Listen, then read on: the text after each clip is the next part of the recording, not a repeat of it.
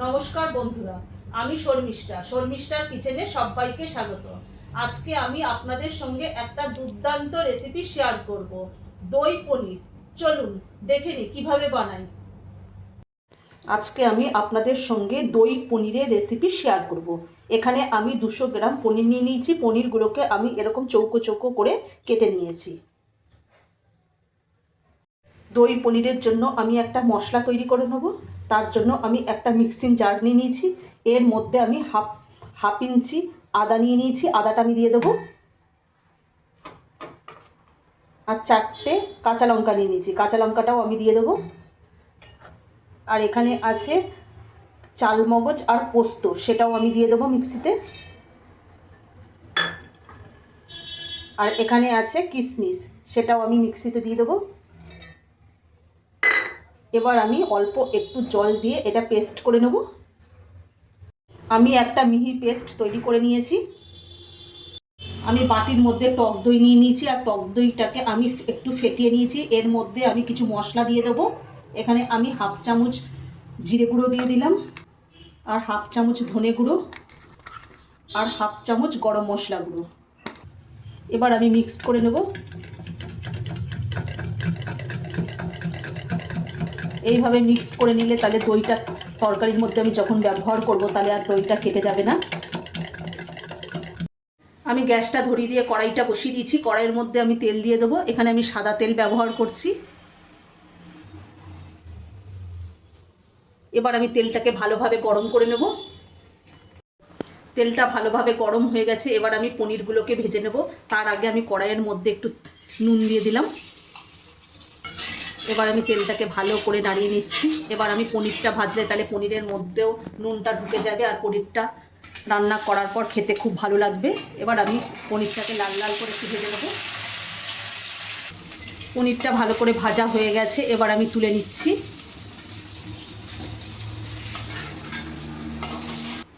পনির ভাজার তেলের মধ্যেই আমি ফোড়ন দিয়ে দেবো। এখানে আমি গোটা জিরে নিয়ে নিয়েছি, শুকনো লঙ্কা নিয়েছি, দারচিনি নিয়েছি, লবঙ্গ নিয়েছি, আর গোলমরিচ নিয়েছি। এটা আমি ফোড়নে দিয়ে দেবো।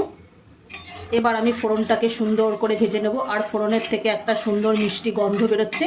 আমি মিক্সিতে যে মশলাটা পেস্ট করে রেখে দিয়েছিলাম সেটা আমি দিয়ে দেবো।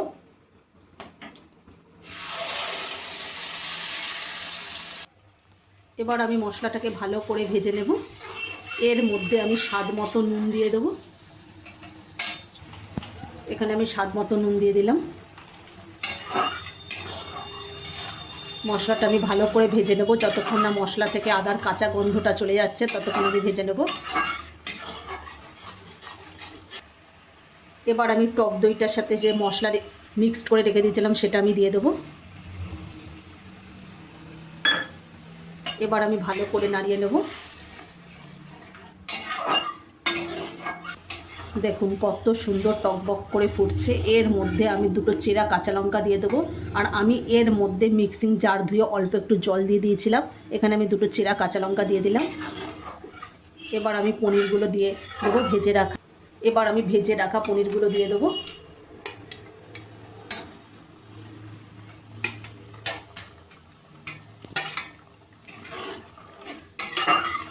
এবার আমি ভালো করে ফুটিয়ে নেব।